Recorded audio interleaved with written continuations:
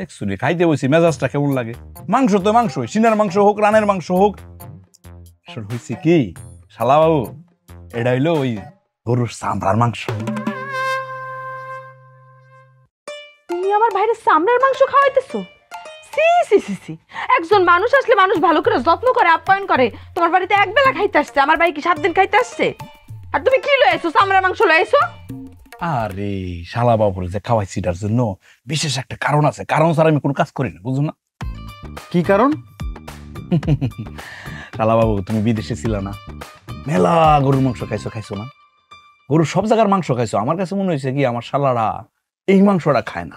কোন মাংসটা? গরু জবাই করার পর চামড়াটা বেচা দেয়, তারপরে এই চামড়া থেকে কোদায় কোদায় মাংস বাইর হয়। এটাই সেই মাংস, তোমার লাগে নিয়ে আইছি। দুলা ভাই, আমি না জীবনেও একটা জিনিস খাই নাই। শুধু আমি কেন, আমার বোনও কখনো খায় নাই। ওইটা যদি একটু এনে দিতেন তাহলে মনটা ভরে খেতাম। কি সেটা কম না?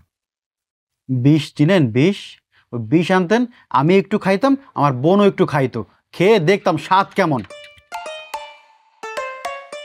এই শুনো, আরে খাই দাও না। আর কি এটাই করো, বিষের না আমাকে মাইরে ফেলাও।